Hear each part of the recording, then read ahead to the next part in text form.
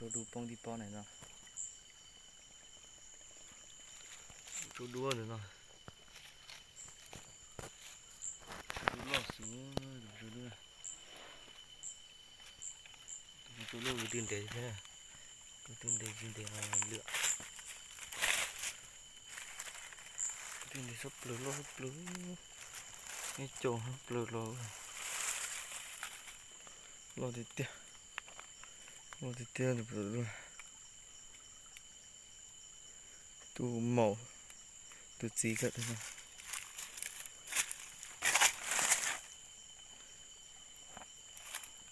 Lò thì tiếc rồi.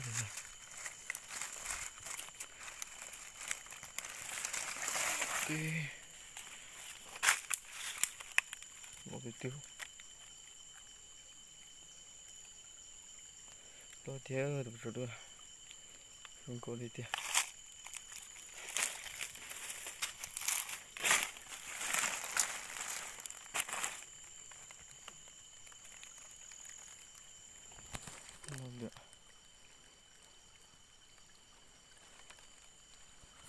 Không có thịt tiếc.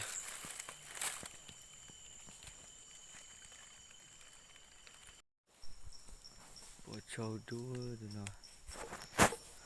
Đây là con to tôm hơn nó này. Nó thì tiếc cái tiền đấy lạ. Tao cho tiền đấy. Nó tiêu cho má đầy rồi nào.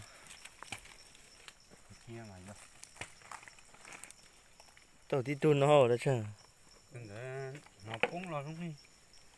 Tụt tao nữa nè.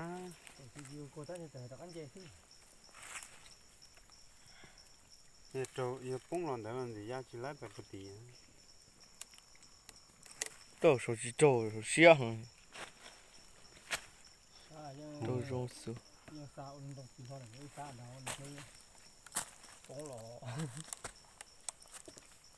Tao bông lòi không mất đại đã cái vô tì rồi.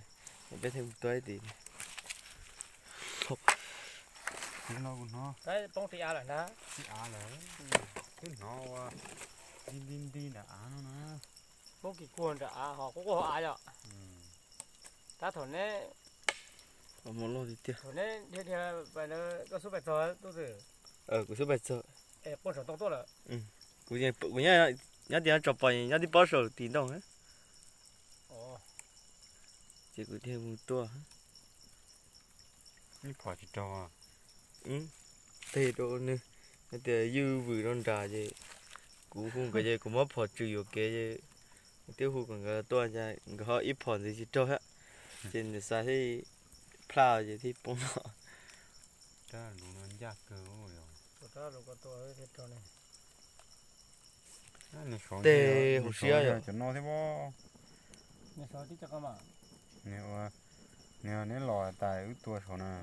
Nếu số không muốn lo thế bó. chỉ lo tụi con chứ hay là tụi con kia mà ta giờ nó có sổ no để tụi con lo tụi nó Tao chỉ nói tụi ta cũng bỏ cái này là sao? Tụi ta là chỉ á. Chứ không muốn liếp lùng lo số tua. Cứ từ mắt đây. cũng phải mới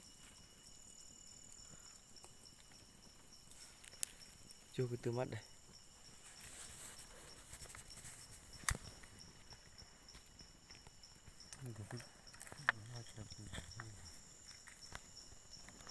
Cái gì liền.